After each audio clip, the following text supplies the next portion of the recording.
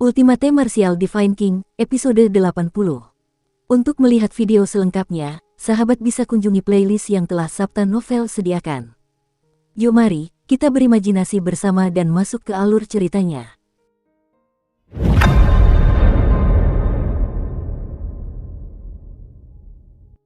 Di pagi hari, seluruh prefektur Tensei telah tenggelam dalam keadaan kacau.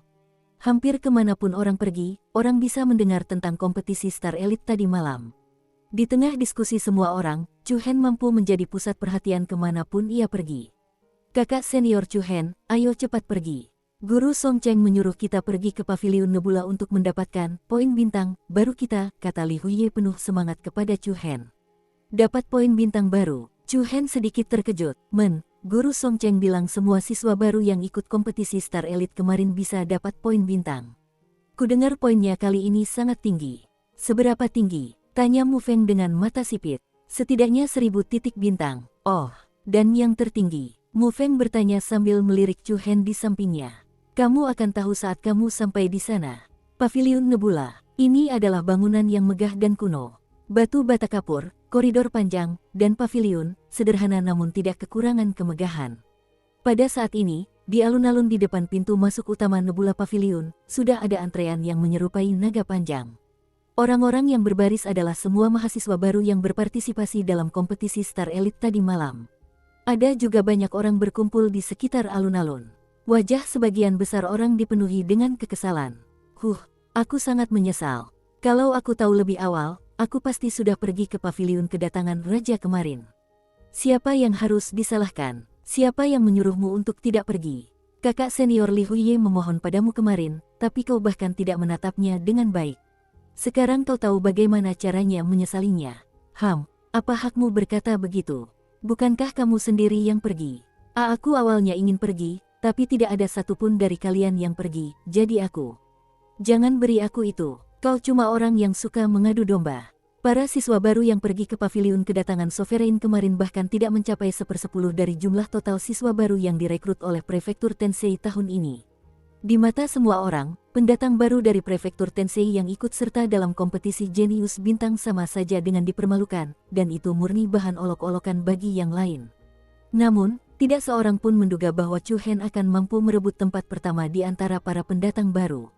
Hal itu secara langsung memungkinkan Heavenly Star Martial House untuk melampiaskan kebencian mereka dan dengan tegas mengubah pertemuan yang memalukan menjadi pertempuran yang seru untuk membalikkan keadaan. Adapun para mahasiswa baru yang tidak ikut karena takut, mereka semua mulai menyesalinya. Kakak magang senior Chu Hen ada di sini. Sebuah suara gembira terdengar, dan semua orang menoleh. Mereka melihat Chu Hen, Mu Feng, Li Huiye, dan Zhou Lu berjalan ke arah mereka. Wajah pemuda yang tegas itu tajam, dan perawakannya yang ramping setegap tombak. Banyak gadis muda di sekitarnya tidak dapat menahan diri untuk tidak tersipu ketika melihat Chu Hen, dan sedikit rasa malu menyeruak keluar dari antara alis mereka. Mu Feng mengibaskan rambutnya dengan cara yang menurutnya keren, lalu berpura-pura elegan sambil berkata, ada tekanan tersendiri kalau kamu tampan. Kemanapun kamu pergi, kamu akan jadi pusat perhatian. Kalian semua sedang menikmati kejayaanku. Li Huiye dan Zhou Lu diam-diam menggelengkan kepala dan mendesah, mengumpat dalam hati. Tak tahu malu, kakak magang senior Chu Hen, kakak magang senior Mu Feng, kalian sudah datang. Seorang pemuda berwajah lembut berjalan dari depan barisan dan berkata dengan sangat sopan, kakak magang senior, silakan pergi dulu. Orang-orang yang berbaris di pintu masuk Nebula Paviliun semuanya secara sadar membuka jalan. Terima kasih banyak, Chu Hen tersenyum dan tidak menolak. Lagi pula, ada 40 hingga 50 orang di depannya, dan dia tidak tahu berapa lama dia harus menunggu dalam antrean. Lagi pula, jika Chu Hen ingin berbaris di belakang, tidak akan ada seorang pun yang mau. Sebagai Chu Hen, yang telah memimpin rakyat Prefektur Tensei menghapus rasa malu mereka kemarin, sedikit perlakuan istimewa ini masih diperlukan. Seketika, di bawah tatapan iri orang-orang di sekitarnya, Chu Hen, Mu Feng, dan 2 orang lainnya menjadi yang pertama memasuki Paviliun Nebula. Mereka melihat bahwa perabotan dan dekorasi di dalam paviliun sangat sederhana dan tanpa hiasan, memancarkan kesan hikmat dan tegas. Sebuah panggung batu persegi panjang berdiri beberapa meter di depan mereka. Panggung batu itu lebih tinggi dari dada seseorang, dan terbuat dari granit berwarna gelap yang sangat kokoh. Di sebelah platform batu terdapat lorong menuju bagian dalam. Melihat ke atas, tampak deretan meja dapur yang tertata rapi di dalam loteng. Di atas meja-meja itu, berbagai macam barang tertata rapi, seperti gulungan, botol porselen, senjata, dan sebagainya, berbagai macam barang berharga. Di ibu kota, setiap perguruan tinggi bela diri tingkat tinggi memiliki koleksi yang sangat kaya. Di antara mereka, 5 akademi besar, Imperial Martial, Imperial Wind, Bright Moon, Giant Elephant, dan Spirit Rhino, memiliki yang terbanyak. Sebuah rumah bela diri yang berperingkat tinggi dan baik menarik orang bukan hanya karena tim instrukturnya yang luar biasa, tetapi juga karena sumber daya yang disediakan rumah bela diri itu kepada para muridnya. Jalan Wuxiu penuh dengan bahaya dan kesulitan. Di antara mereka, sumber daya yang sangat diperlukan adalah teknik bela diri dan metode kultivasi, persediaan kristal, senjata pertahanan, dan pil. Benda-benda ini, pada saat ini, semuanya dipamerkan di depan Chu Hen dan yang lainnya. Astaga, tidak mungkin. Bahkan tidak ada penjaga di pintu. Apakah mereka tidak takut dirampok? Mu Feng memandang sekeliling lantai yang kosong, menggosok hidungnya, dan dengan santai berjalan menuju lorong di depannya. Kakak senior Mu Feng, jangan masuk. Li Huiye buru-buru memanggilnya. Apa? Saya hanya masuk untuk melihat-lihat. Tidak seorang pun diizinkan melewati konter tanpa izin. Orang yang menjaga tempat ini adalah Tetua Ying. Li Huiye berjalan ke sisi Mu Feng dan berkata dengan suara rendah, Tetua Ying memiliki temperamen paling aneh di prefektur Tensei, dan dia adalah tetua yang paling sulit diprovokasi. Jika kau berani menyentuh apapun di sini di bawah matanya, mematahkan tanganmu akan dianggap hukuman ringan. Kejam sekali. Mu Feng terkejut hingga ia mundur. Ia melihat sekeliling dan berkata, di mana dia? Aku tidak tahu soal itu, tapi Tetua Ying tahu semua gerakan kita di sini. Li Huiye tampak tidak bercanda sama sekali. Ia berbicara dengan sangat serius. Lalu mengapa dia belum muncul? Mari kita tunggu sedikit lebih lama. Biasanya, Penatua Ying hanya akan keluar pada waktu yang ditentukan. Kami mungkin datang lebih awal. Baiklah, rasanya seperti sedang ditatap. Sungguh tidak patuh. Mu Feng bergumam dengan sedikit ketidakpuasan. Dukung terus channel YouTube Sabta Novel. Di sisi lain, Chu Hen sangat tenang saat dia melihat sekelilingnya. Lalu, pemandangan di dinding kiri muncul di matanya. Itu, ada apa? Chu Hen, Zhou Lu bertanya dengan santai.